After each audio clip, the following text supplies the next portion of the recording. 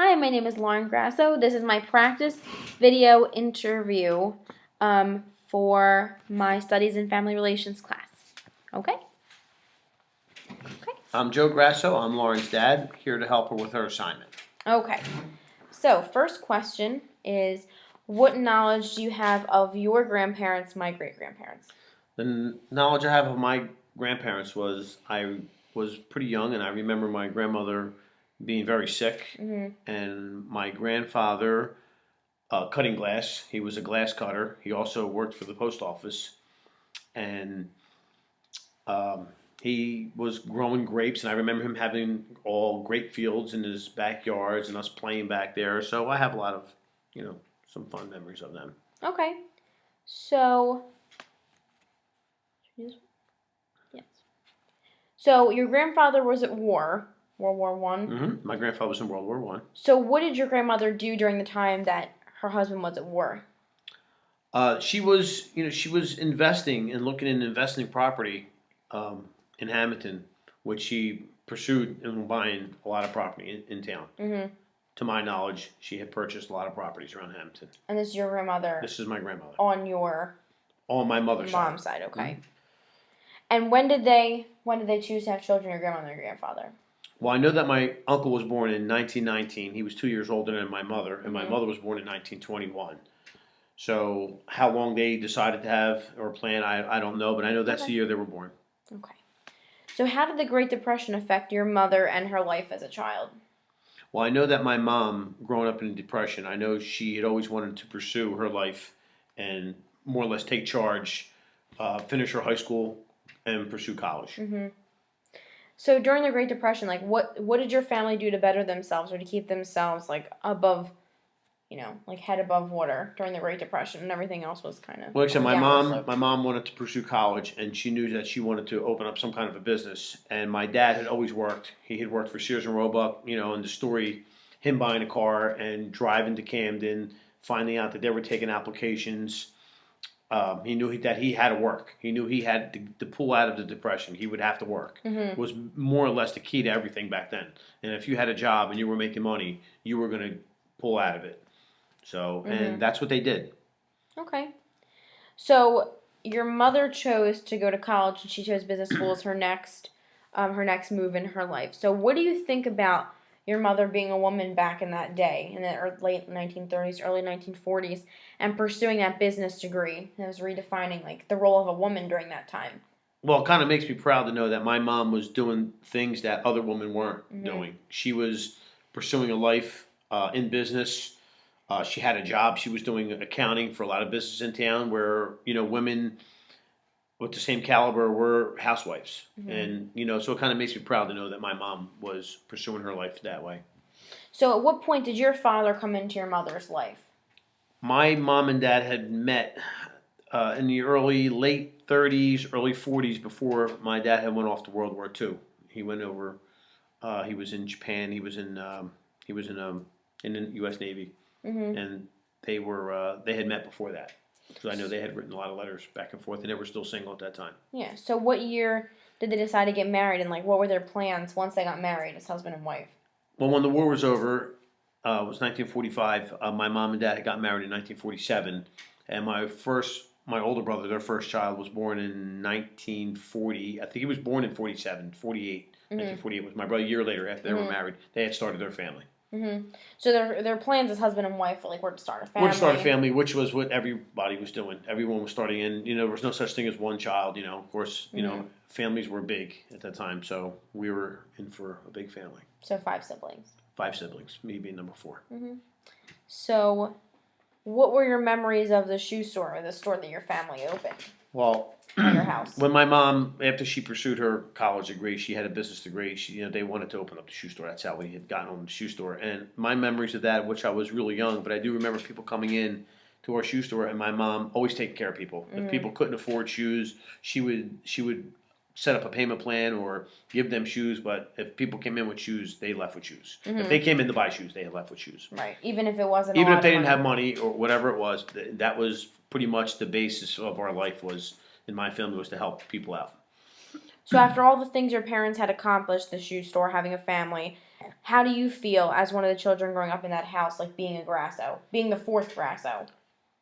Um, I'm proud to be the fourth Grasso. Growing up, seeing the work ethic from my dad working at Sears and my mom running the shoe store, and we also had invested in rental properties. So it was the work ethic was really strong in our family. So it does make me proud to know that I grew up in a good work ethic family, and work was the base to our life. And that's where we were able to get through a lot of things. So, what year did your mother pass away, and how did her passing affect the security that you had in your house?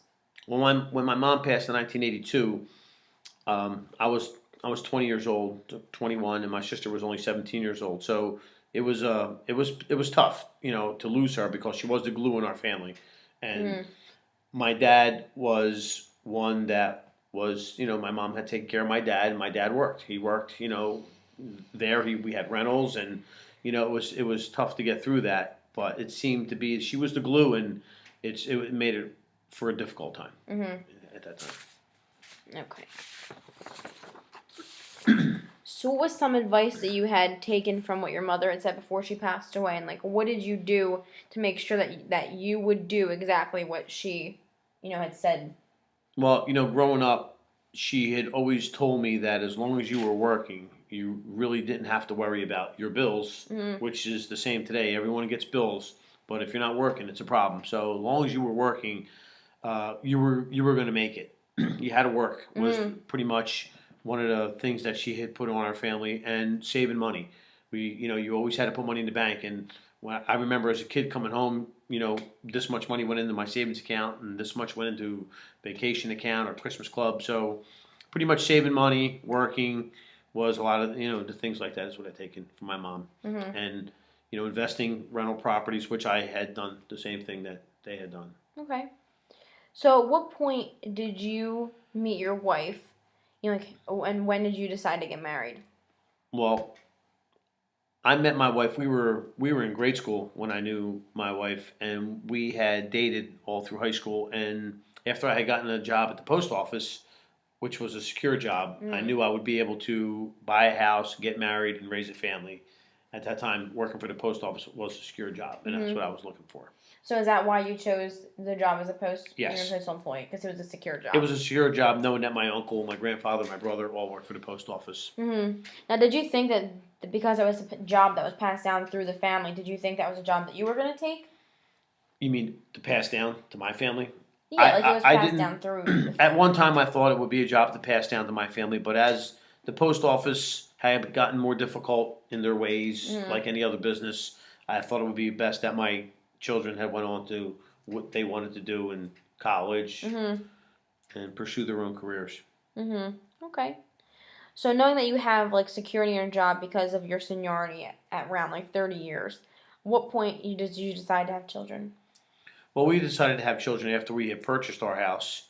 We were looking for a second house because we were living in a rental that we had bought. And that was in the early 90s, 1990. It was 3-4 years after we got married. We had decided that at any time at that point we would have children. Yeah. There was nothing planned, but we knew that we could have children at any time at that point. And you knew you were both at secure jobs. And we jobs. both had secure jobs. Okay. So what was it like taking over the family traditions, like once you had kids, like the ones your mother had instilled in you, the Sunday dinners, Christmas parties, things like that?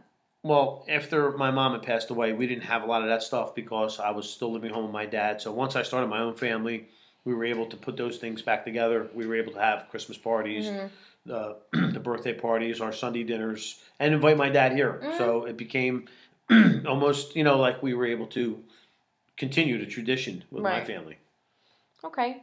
So after the passing of your brother this year, how did the dynamics of our family shift? Well, when my brother passed, me and him had a lot of common ground. And with him being retired, we had both taken care of my dad. And my one brother being out in Las Vegas, and my other brother who doesn't get along with my father, losing my brother Kenny it put a strain on my own family, knowing that I have to be in a couple different places at the same time. So there's a little bit more of a strain on my family because of that. So, but it's working out. So what are some of the life lessons you learned from your father, and do you consider him the patriarch of our family? Yes. After everything he's been through, World War II, the way he went about pursuing his job and his career and going into the shoe store, uh, I learned a lot from him. He's been through a lot. So I know that.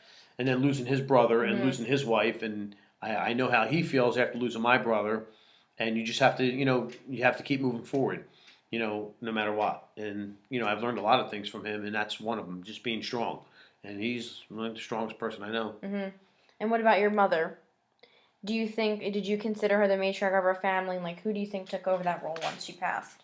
Yeah, I think that my sister had taken over that role because my sister is almost like my mother. I could see a lot of similarities, and the things that she's doing or are the same thing. She's trying to keep a family tradition going on her Mm-hmm. side of the family. So between the both of us, I look up to her. So I think it's really, I think Mm-hmm. it's good what she's doing, and I think she is the patriarch of our family, Matriarch. the matriarch. Mm-hmm. That's what I said. So, the last question to conclude the assignment. What does having the last name Grasso mean to you personally? Having the last name Grasso, knowing that my grandfather worked on a railroad as a bricklayer, um, handed down to my dad, being a World War II veteran, what he's been through, having three older brothers, Mm. who my brother Kenny, who passed, was a mailman in Hamilton, who really established the Grasso name, having the shoe store. It makes me proud because everyone knows our name. As Mm. living in a small town in Hamilton, the Grasso name means a lot to me, and it means a lot to Hamilton. Yeah. Okay. You're finished. This concludes the video questionnaire for the practice interview for my final project. Thank you for your time and patience in watching my video, and I hope you enjoyed hearing stories of my family.